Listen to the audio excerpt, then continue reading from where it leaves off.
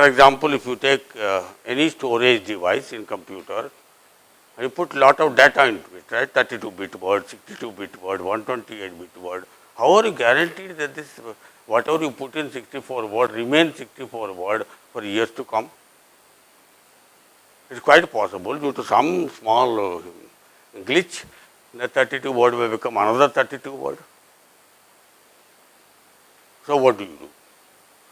If a 4-bit, 3-bit, the error possibility of such errors is very small, but when the computers have become big and big, the word length has become 16 words to 32 words to 64 words, and now it is 128, I understand.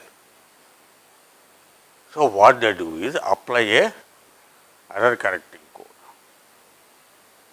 so that when you read it out, you do the error correction on them and then use that corrected version.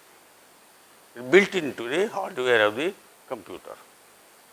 It's not only communication people, computer people always. One such simple code is called the Hamming code. They are all basically error correcting codes. The idea of error correcting has to be built into the code itself. After once you receive it, you have to do the correction method and then find out what it actually would correspond. This subject is known as coding theory, and you will hear about it. Those who are in communication, a lot of work has gone into coding theory, and a very important subject. And in communication, computers and all this, the coding theory is extensively used. One such code is built out of this Hadamard vault in the context of error correction. And the such codes are called Reed-Muller codes.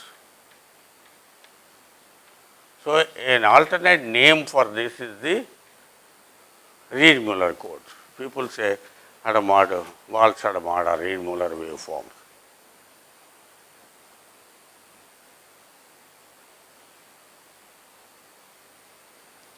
And as a slight modification of Reed-Muller,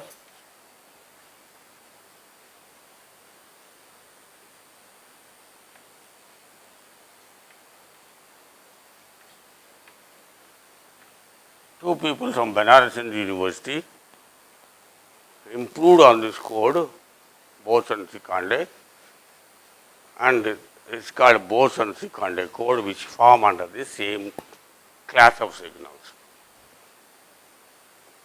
Which either you can use the word Walsh-Hadamard, you can use Reed-Muller.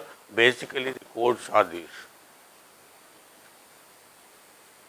And you send only signals with this arrangement of ones and zeros, or this arrangement or this arrangement.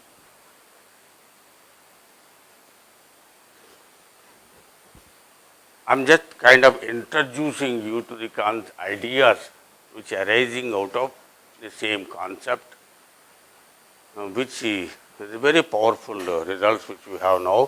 For example, I mean, you people must understand, you spend billions of dollars to spend a space vehicle to Mars, and it collects data, and the data come to Earth, and just make a simple calculation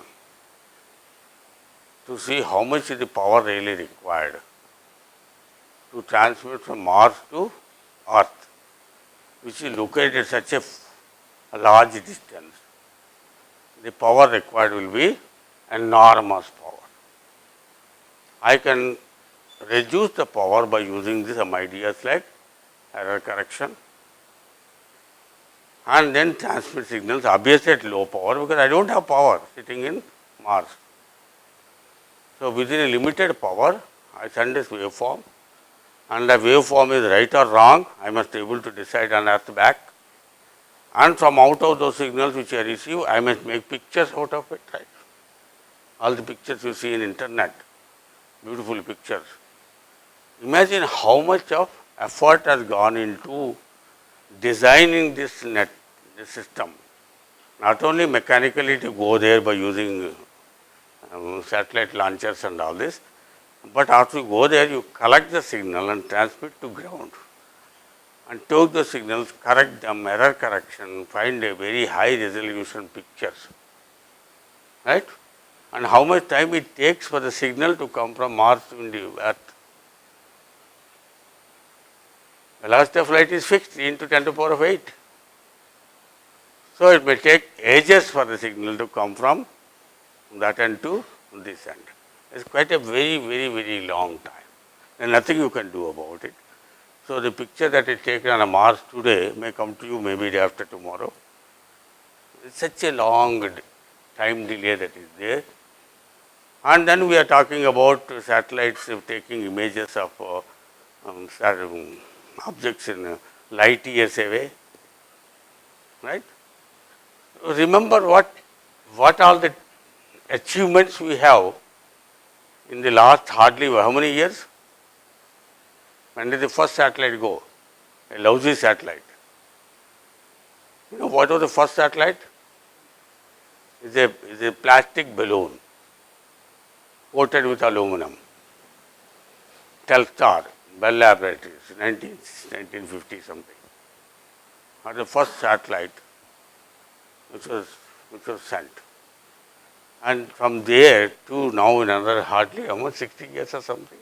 And 60 years where this technology has gone in terms of our ability to get pictures of the Mars, pictures of the moon, pictures of this, and all kinds of, all these are possible because of such developments in communication theory and signal theory. Okay.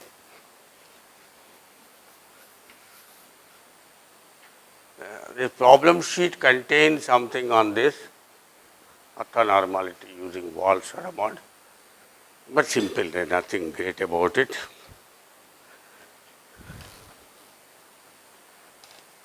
Okay, just as a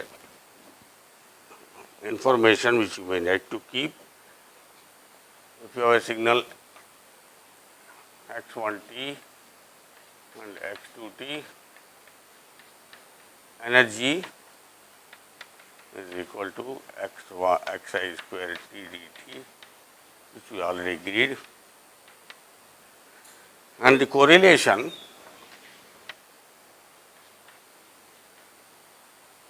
between these two signals, you know this definition of correlation is nothing but 0 to t, x1t into x2t and dt. It is defined, put a symbol ρ1 between the two signals.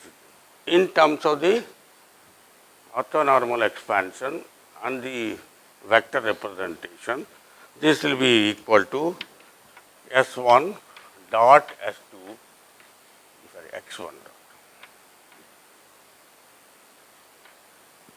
divided by square root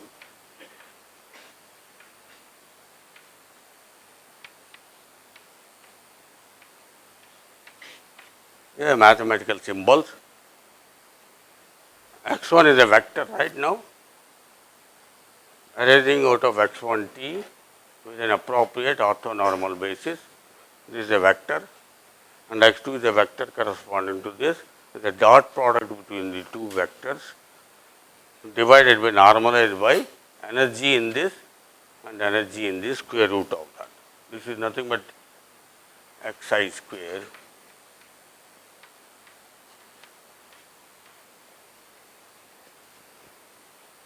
this is defined as the correlation between these two things. The dot product in vector algebra, what does the dot product mean? Nothing but projection, right, of one vector on the other vector. So, the dot product here is a correlation, basically projection of one vector on the other vector. Then you have what is known as distance, which we already discussed there.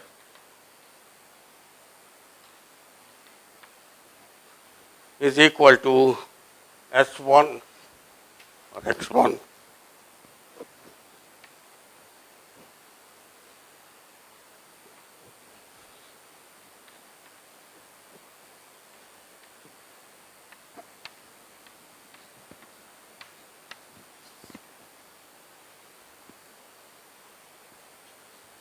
Agreed?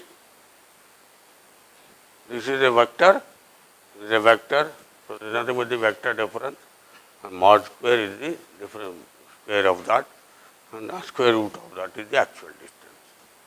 This is the D1.